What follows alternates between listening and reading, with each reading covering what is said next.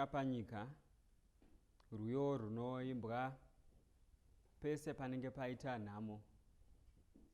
Ndakati ndaenda pane imwe nhamo vanhu vachichema, ndokubva mumwe atanga kuimba hatina mushapanyika, nevamwe vakanga vasina kumbobvira vamboona musuwo wechechi ndakaona vachidaira. Vanhu vose vanobvumirana nekutenda kuti hatina mushapanyika. Idi chairo kuti pamuno panyika hatina musha. Tinogona kuvaka imba but hatina mushapanyika. Tinogona kugarisika zvakanaka asi hatina mushapanyika. Tinogona kuva nenzvimbo dzinofadza dzekuenda asi panyika hatina musha. Tinogona kuva neshamwari dzinotifadza, si rwiyo urwu runopupura kuti panyika panapa hatina musha. Saka mangwanani ano toda kuti timbobvunzana kuti ishuwa here kuti hatina musha panyika. Musha wacho uripi? Kana tichienda kumusha kwacho, panyika panapa tiri kuitei? Ndinonzwa vamwe vachitaura kuti tiri vafambi nevapfuuri panyika. Kufamba kwacho kudii? Kwatinopfuura tichienda ndekupi? Kwatiri kubva ndekupi? Kana tikakwanisa kunzwisisa izvozvo, tinogona kuimba zvekare nerimwe ramazuva hama yedu yazorora kuti hatina musha panyika, tichinzwisisa kuti idi hatina musha panyika. Musoro wedu wenyaya mangwanani ano unoti foreigners and strangers on the earth. Foreigners and strangers on the earth. Ngative nenguva yekunamata. Mwari Baba muri kumusoro kudenga, tiri vafambi nevapfuuri panyika. Panyika iyi tine zvinotifadza asi tinopfuura. Panyika iyi tine zvinotirwadza asi tinopfuura. Tibatsirei tinzwisise kuti tiri vafambi nevapfuuri panyika inoi. Kumburirai mumwe neumwe pamangwanani ano kuti tigare tichiziva kunyange tikafara tikaita sei, tiri vafambi nevapfuuri. Muzita raJesu tinonamata. Amen. Mubhuku ravaHebhuru chapter 11 verse 13 anoti, nokuti vavo vose vakafa vachitenda, vasina kugamuchira zvipikirwa, asi vakazviona zviri kure, vakazvikwazisa, vakatenda kuti vaive vafambi nevapfuuri panyika. Nokuti vanopupura kwazvo kuti vanotsvaka imwe nyika inopfuura ino nekunaka. Saka Pauro pakunyora kwaanoita anotsanangura kuti ivava vese ava kunyange vaive madzibaba ekutenda, vaanototaura pavhesi ya2 kuti nokuti vanhu vekare vakapupurirwa zvakanaka, kunyange vaive madzibaba ekutenda, asi vaipupura, kunyange vaitenda, vaipupura kuti vafambi nevapfuuri panyika. Vhesi ya16 inotonakidza, inoti but they desired a better country. Saka zvinonzi vanhu ava vaitoda imwe nyika iri nani. Pauro haana kushandisa the word greener pasture kana tingashandise iyoro, akashandisa a better country. And anototsanangura kuti nyika iyi Mwari haanyari kunzi Mwari wavo nekuti akavagadzirira guta. Saka vanhu ava vaifamba panyika asi vachitsvaka imwe nyika. They were in the country but looking for a country of their own. Pane chimwe chinhu chaunogona kutonzwisisa pakutotanga, unogona kunge utori citizen wemune imwe nyika asi uchitsvaka imwe nyika inopfuura yauri kugara. Unogona kuita stranger munyika yako, wotanga kutsvaka imwe nyika yaunoti zviri nani kunoita stranger ndiri mune imwe nyika but iri better than nyika yandiri kugara. Ndiri kutaura ndakatariswa nevanhu vakawanda vari kunzvimbo dzakasiyana. Vamwe kutotaura kwandiri, they are in a foreign land but they are saying it's better than the home country. But in the foreign land, they are just strangers. In that land, they say it's better to be strangers in this land than to be a stranger in my homeland where I don't enjoy anything. Saka zviri kunzi ava, these people, they looked for a country whilst they were in another country. Saka unogona kunge uchitogara muZimbabwe asi uchitotsvaka imwe nyika yekuti uende kunogara nekuti Zimbabwe yacho yatadza kugarika. Saka vanhu unogona kunge uchitogara mune imwe nyika uchitoti zviri nani ndiende kumwe. Saka people world over, they are crying for better countries. Mukatarisa zviri kuitika, vanhu vari kumhanya kuLebanon, mukaenda kuBelarus vari kuchema, mukauya kuZimbabwe vanhu vari kumhanya, mukaenda kuMali vanhu vari kumhanya, mukaenda kupi nekupi, Hong Kong vanhu vari kumhanya. People are trying to say we want a better country. And these people, they are in this country. Yekuti vamwe vanhu vatori kunze vanototi this country is better than their country. But vanhu vari munyika iyoyo, they are saying we want a better country. So it means that this world yatiri kurarama, sure hatina musha panyika. Unogona kunge muri munyika mutori nevamwe vanhu vane upfumi hwakawanda, vamwe vanhu vasina, but that country deemed not a country where people can live and enjoy. So we need a better country. Po paanotaura pamusoro paAbel, otaura pamusoro paEnoch, otaura pamusoro paAbraham, otaura pamusoro paNoah, otaura pamusoro paSara. Vese ava aive magamba ekutenda. Abraham was rich. Lot paakapambwa ari kuSodom, akatotora hondo yake Abraham yemumba make, akaenda akanorwa hondo nemadzimambo eSodom, akakunda hondo iyoyo, akadzoka, akatotaura kuti handidi kupiwa zvemunyika menyu nekuti zvangu ndinazvo. But aita zvese aine upfumi hwo, he still looked for a better country. So unogona kunge utori neupfumi uri mukati menyika inoi, kana uri mukati meAmerica, kana uri mukati menyika ipi neipi, but uchitonzwa kuti nyika inoi haisiriyo, nekuti nyika inoi haitorina zvainogona kutipa. Tinogona kupfuma but tisina zvatiinazvo, nekuti this country with all that it has, it passes. Noah ndiye ega murume akaponeswa paflood, akatotanga kutovaka dzinza aine vana vake 3 nemadzimai avo, vakatanga kutoita mhuri, ikakura nyika ikazadzwa navo. But Noah still looked for a better country. So in this life, riches can be a substance, but riches cannot prove that the life is better. Ndosaka muchiona kuti munhu anogona kurwara kunyange aine mari, chainogona kungokwanisa kungomusvitsa, kungomupa oxygen tank, but haigone kumupa life. Saka anogona iswa palife support, but haagone kusupporta life yacho, because changoiswa oxygen, not the power that gives life. Because this country, this world, is not a better home. Hatina musha panyika. So togona kunge tiine maprivileges akawanda, but those should not distract us to look forward for another country. Saka muchaona kuti kubva pakutanga vana vaMwari kubvira pavakapinda muchivi, they then became strangers and pilgrims on the earth. Verse 13 inototaura, mukadzoka kumashure mukapinda mugarden reEden, Adam naEve vanodzingwa mugarden reEden. Genesis chapter 3 inototsanangura zvakaitika kuna Adam naEve. Ndo hondo yavakasangana nayo. Mwari vapedza kudhila nevanhu vavo. Verse 24, chapter 3 verse 24, he drove the men out and to the east of the Garden of Eden, and he stationed the cherubims and the flaming sword which turned every direction to guard the way to the tree of life. Saka Mwari akabuditsa vanhu mukati mugarden reEden. Kubva ipapo vanova vafambi, vanotanga kutenderera panyika. Mukaverenga Mwari vachovabuditsa, they were supposed to then return through the system of sacrifice. But kubva ipapo vanhu ndopavanotanga kufamba, vagotanga kuita vafambi panyika yavaifanira kuita dominion. Vagotanga kufamba Adam naEve, tinovaona, ende tinoona kuti vana veIsraeri vapinda muchivi, munzvimbo yavo vanotorwa, votapwa voendeswa kuBhabhiloni 70 years variko. They were pilgrims through the 70 years of their life. Not only that, Israel atakurana nemhuri yake vaenda mukati meEgypt 400 years variko. They were pilgrims. Vakazobuda vakaita 40 years vachifamba vari mukati medesert. They were still pilgrims. Saka chinhu chatinoona chiri evident paupenyu hwevanhu vaMwari, from the day they left Eden, they became pilgrims, and their last pilgrimage will end when they go back into the new Eden that God is going to give them.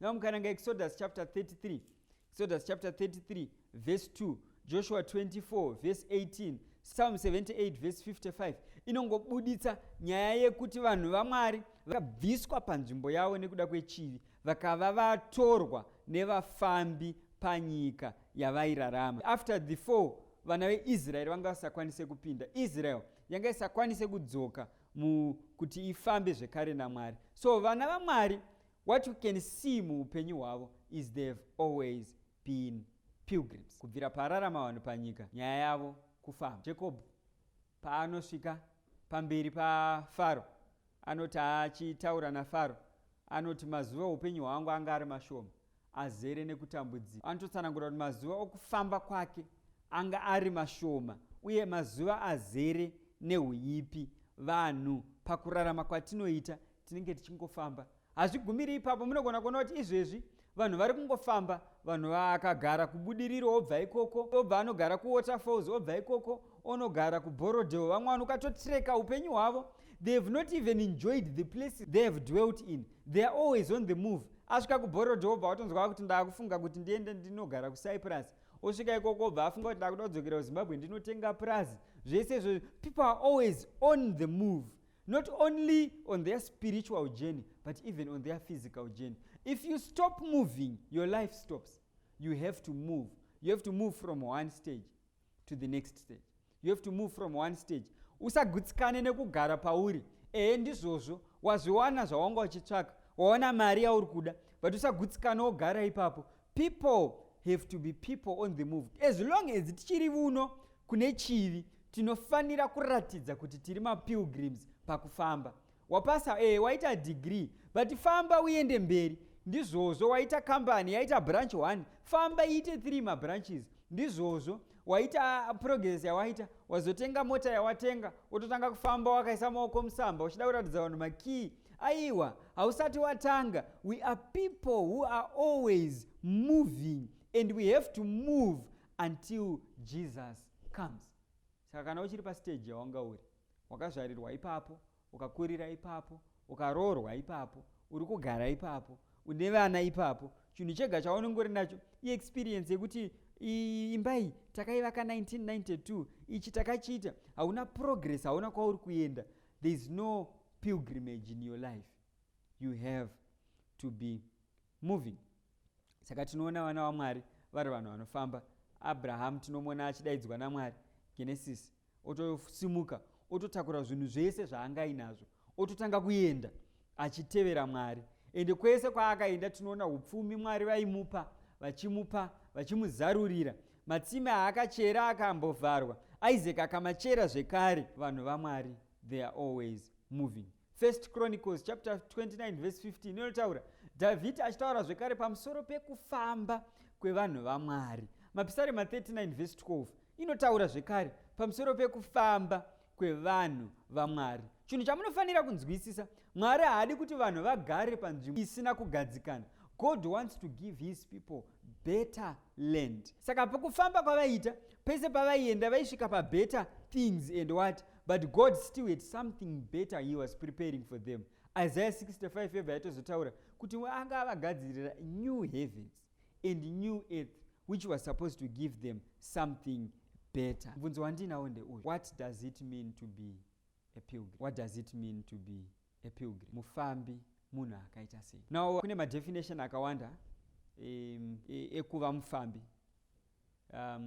Mufambi munhu ari kugara munzvimbo isiri yake. Munzvimbo dzakawanda vamwe vanotovati maforeigners. Mufambi anooneka nezvinhu zviviri. Munogona kumuona identity yake inokuudzai kuti uyu munhu akaita sezvizvi. Saka pilgrimage inogona kuonekwa neidentity padressing yemunhu ne the way that person speaks. Saka the way the person speaks, the way the person eats can prove the identity of someone. Now muchaona kuti Zimbabwe payakatanga kugadzirisa ichitsvaka vanhu vakanga vapinda muZimbabwe nenzira isiriyo, pane vamwe vanga vabva kune dzimwe nyika. Saka mapurisa aita achitsvaga vanhu ava aibvunza mubvunzo. Kune vazhinji vaifamba pamarengi vachitengesa, saka aibvunza kuti chii chauri kutengesa? Vazhinji vaitengesa mazai. Akati mazanda mukoma, obva atozikanwa kuti uyu haasi wemuno muZimbabwe, ototorwa oenda naye. Saka vaishandisa language kuti vakwanise kubudisa kuti uyu haagone kuti mazai, anoti mazanda. Saka the way a person speaks inotaura kuti is this person a foreigner or is this person on a pilgrimage journey. The way a person dresses and what the person eats. Munhu haangosvike panzvimbo ototanga kutaura language. Mukatosvika mune dzimwe nzvimbo, language ine ma-intonation akasiyana, kutori nema-phrases anoshandiswa anotoratidza kuti uyu munhu wenzvimbo iyi. Even vanhu pavanosangana nemunhu vanogona kuda kuita mental gymnastics, kuda kunzwisa kuti iwo wabva kupi, unonzani, unoita nezvei. Saka muchiona kuti munhu anogona kuenda kuBulawayo, obva asvika abva kuno kuHarare, osvika obva ati salibonani, obva ati linjani, but ndopaperera conversation. Haachazive. Obva kuti achikumbira mvura nechindevele haachazive. Chaakungokwanisa kungoita ndechekungonyemwerera achinongedzera. Saka inyaya yekuti anenge asingazive the intonation inoshandiswa or the strength of the language. Saka kana uri muforeigner, language is very key in determining who you are. And kana uri foreigner, ukazviratidza kuti uri foreigner, vanhu venzvimbo iyoyo vanogona kukubatsira kana vakaziva kuti uri ani. Asi ukazvifukidzira vanogona kusakubatsira vachifungidzira kuti iwewe unogona kunge uchirarama pamwe chete navo makafanana. Saka tikatora mifananidzo iyi tikaiapply kuzviri kutaurwa panguva yanhasi kuti these people they are pilgrims, they are on a pilgrimage journey, tinogona kuona kuti vanhu ava they have to be different in language, they have to be different in culture, they have to be different in dressing, and they have to be different in what they eat. Vanhu vanofamba vachiziva kwavari kuenda havatorwe nemhepo dzinovhuvhuta munzvimbo yavari kugara. Vanoziva kuti pane kwatiri kuenda, pane kwatakananga, uye pane zvatiri kuda. Saka Jesu panapa achitarisa vadzidzi vake anotovanamatirira. John chapter 17 ototaura kuti ava vanhu ava they are not of this world. Verse 9, I pray for them and do not pray for the world, for those you have given me, for they are yours. Verse 20, I do not pray for these alone, but also for those who believe in me through them. Saka Jesu ari kutsanangura kuti vanhu ava vakasiyana nenyika, havasi venyika. It means kuti vanhu ava pakutaura kwavo vaifanira kusiyana nenyika, pakupfeka kwavo vaifanira kusiyana nenyika, pakuimba kwavo vaifanira kusiyana nenyika. Kunyangwe nyika inganakidze, but ivo they were supposed to show that they are pilgrims on a journey. Muimba anoimba Jim Reeves anoti this world is not my home, I'm just passing through. Mumwe muimba anonyora zvekare Brenda Fassie oimba soon and very soon we are going to see the king, meaning that there is a king who is there in this better land. There is a home that is there waiting for us, and this world kunyangwe inganakidze, but it is proving that it is not our home. Saka this place we can all agree that it is a place of transit. Tiri kupfuura, ende kana uchipfuura une kwauri kuenda, une zvauri kuziva, une agenda, une kwawakananga. Nerimwe ramazuva takapfuurawo nepane imwe airport, vanhu vari in transit havasweri vachitenderera tenderera vachimhanya, unogona kumisa flight uchitenderera tenderera. If you are in transit, you know where you are going, you know your vision. Saka pano panyika kunyange panganakidze, but we are in transit, we are going somewhere to a better country, better than this country. Tinogona kuudzwa kuti we want to prepare a better Zimbabwe for you, but this better Zimbabwe may not qualify to be equal to the better country that is ahead of us. Togona kuudzwa kuti unogona kutaura ndakutoenda kubetter country wotoenda kuEngland. Ndizvozvo, it's better in our small thinking, but it is not the better land that God has prepared for us. There is a better land. But mukatarisa manje muupenyu hwaKristu, Christ is the pilgrim par excellence. Christ ndiye mufambi watinogona kuronda. Not only is Christ a pilgrim, but Christ is also the way. So he walked the way so that we can walk in him who is the way. So Christ is both the way for the pilgrims and the pilgrim that is first walking in this way. Saka chinonakidza pana Kristu ndechichi, haana kuuya kuzoparidza pamusoro penzira yekuenda kumusoro kudenga, but akauya kuzotiratidza nzira yacho nekuti iye ndiye nzira. Kristu haana kuuya kuzoparidza pamusoro pekuti kune chaedza, but akauya akati ndini chaedza. Kristu haana kuuya kuzoparidza akati kune chingwa chamuchapiwa. Kristu akati ndini chingwa cheupenyu. So Christ is both what he preached and what he wanted us to be. So Kristu anofanira kuziva kuti there is a home that Christ has prepared for them, and they have to walk after Christ to get to this home. But rwendo runogona kurema mukati menyika yatiri kurarama. Rwendo runogona kurema tikasangana nezvakawanda. Korinde vechipiri vanototsanangura pamusoro pekuti murwendo urwu tinorufamba sei. Nekuti tiri vanhu vari kupfuurazve, tinofanira kunzwisisa kuti nyika ino inogona kutimanikidza igotisunga. Saka pane zvinotaurwa naPauro zvinozipa zvatinofanira kunyatsobatisisa.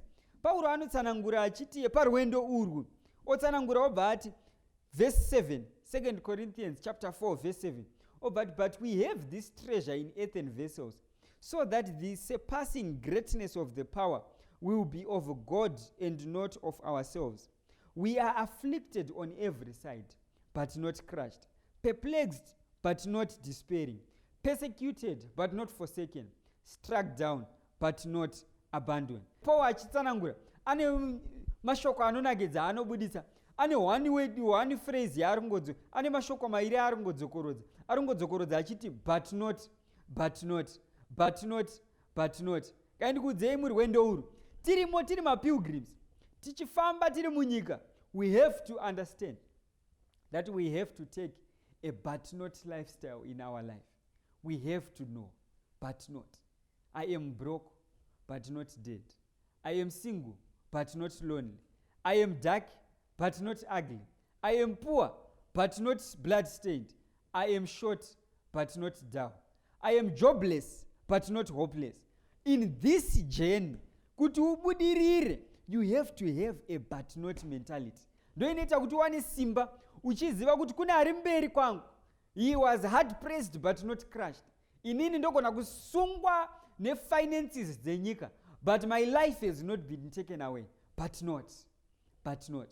Saka mango tichiteerera shoko, udza munhu ari paside pako kuti zvinogona kuitika, but not. With Christ we are going somewhere, but not. Paul obva atozonyora pavhesi ya12, obva ataura so death work in us, but life works in you.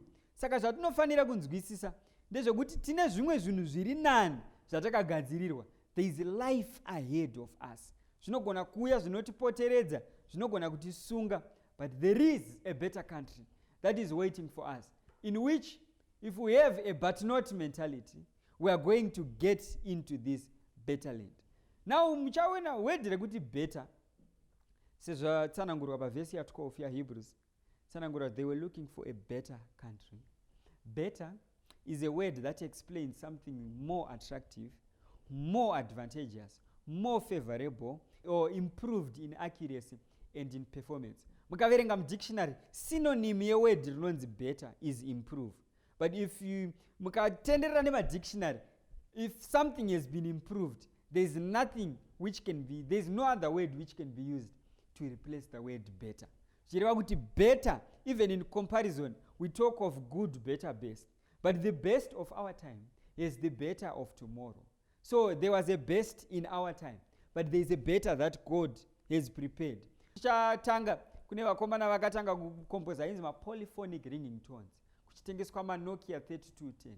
They were the best for that time, but there came better versions. Kwayama E63 kusvikira afezwa out, ndobva kwatanga kuya Samsung kaine E250. It was the best of that time. Kuna anasisi vakatotsvetsva slide phone E250, but it was not the best. It was the best for that time, but kwakazoya mabeta, vakauya S1, vakauya S2. Izvezvi takutotaura taakuna na Note hameno, Note 10, Note 20, tichienda takadaro. They are always improving, better and better and better. Now this word, better, it's something which is saying, we are talking of something good, but it's not just good. It's good enough than the one which is before it. So what do we can conclude that the better is the better of the better we have. There is no word that we can replace with better. Now Paul says, Paul asked they were looking for a good country. Paul asked they were looking for greener pastures. Paul asked they were looking for a better country. For it is in this better country that God is not ashamed to be called their God. You know, in this country, sometimes God may be ashamed to be called our God. God may be ashamed to be called our King, because this country, it has given so many promises but delivered none.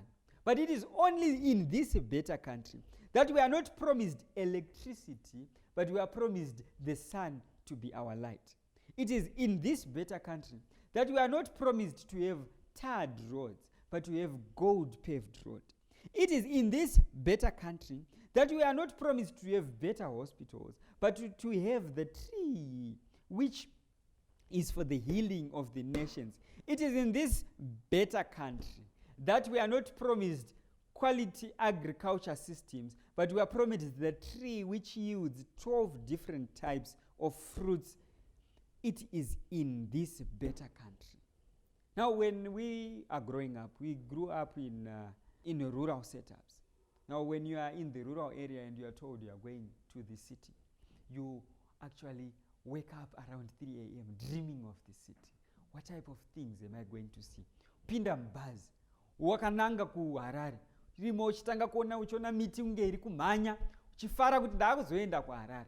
Mofamba muchinopinda, tanga kupfuura neparoundabout, kana ingava yepambudzi, kana ingava roundabout yekumabvuku, kana ingava roundabout yepaWarren Park D, kana yepakuwadzana.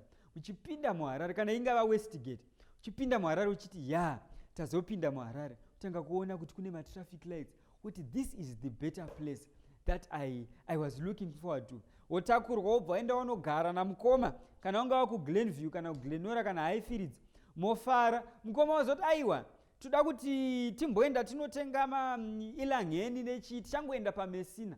Mokwira bhazi, mofamba, mosvika pabhodha, muchiterisa mungoona magetsi ari mhiri, muti that land is a better land. But kwawabvaka kumusha, wapinda muguta wakati it's better. Paunoona malights eJoburg kuti it's better. Wopinda paMessina wobva wati this is better. But wozonzi aiwa ngatipfuurire tisvike paPretoria, woona kuti zvairi better than kwandabva.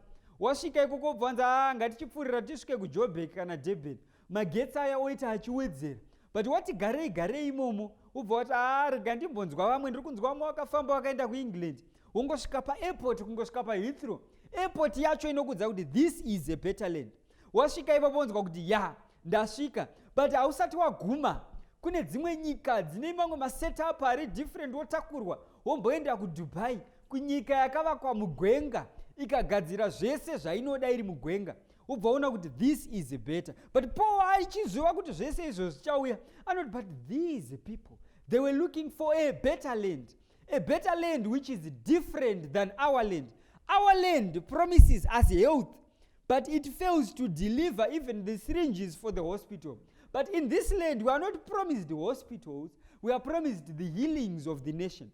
In this land, we are promised that we are going to be equal. But in this land, we do not even reach the equality.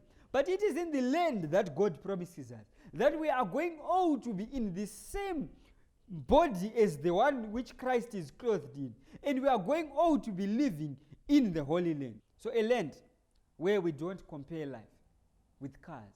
We don't compare life with phones. We don't compare life with shoes. We don't compare life with clothes.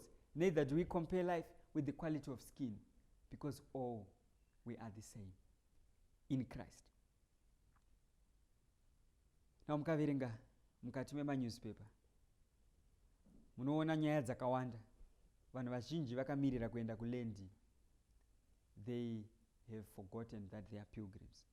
You read in the newspaper, you read so many Christians, they are the biggest consters in this world. They are the biggest fraudsters in this world. They live sinister lives more than even people who are out of the church. They have forgotten that they are pilgrims going somewhere. This pilgrimage should give us hope. It should make us look at the image of God and remember that we are going somewhere. As much as we want riches on earth, but there's somewhere that we are heading, we need to go to the better land. The pilgrimage is not a random journey. It is oriented towards a goal. Abraham went out looking for a city which had a foundation, which God is the builder of the city and not men. Maguta atina waya anopfura. Zvese zvatina zve zvinopfura. But there is a city that is better.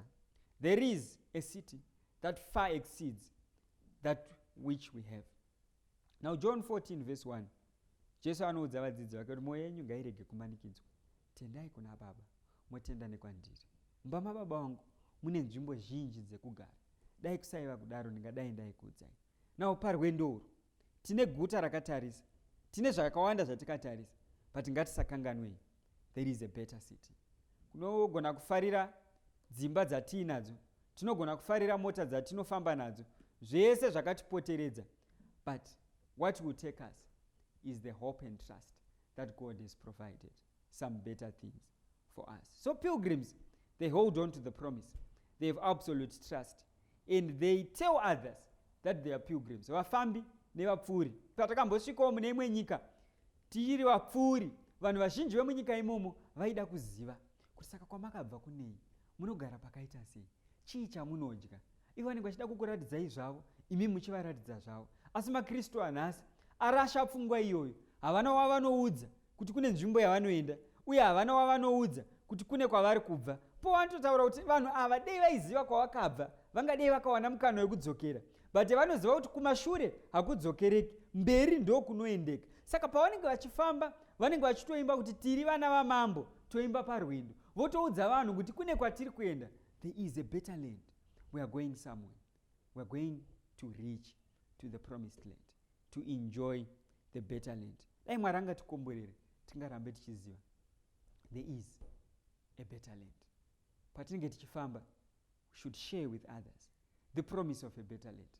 Patinenge tichisangana nevanhu, ngativaudzei kuti kuna Mwari akatigadzirira nzvimbo iri nani, inopfuura ino nekunaka. Ngatisanyengirwei nezvinhu zvatinoona zvinopfuura, kutorerwa mukana nezvinhu zviri pasi rino, asi ngatizivei there is a better land. Padai pano mumwe anoti Mwari, I want to be in this better land. I know I'm a pilgrim. Upenyu hwangu is entangled with so many things, but I want to have this hope of a better land. Kana uripo mukati memwoyo wako uchibayiwa, uchinyatsoziva kuti waimbove mufambi izvezvi hausisiri, uchiti Mwari, restore me to be a pilgrim. I want to look towards heaven and to know that this world is not my home. I'm just passing through. My treasures are laid up somewhere beyond the blue. I want to go to this land.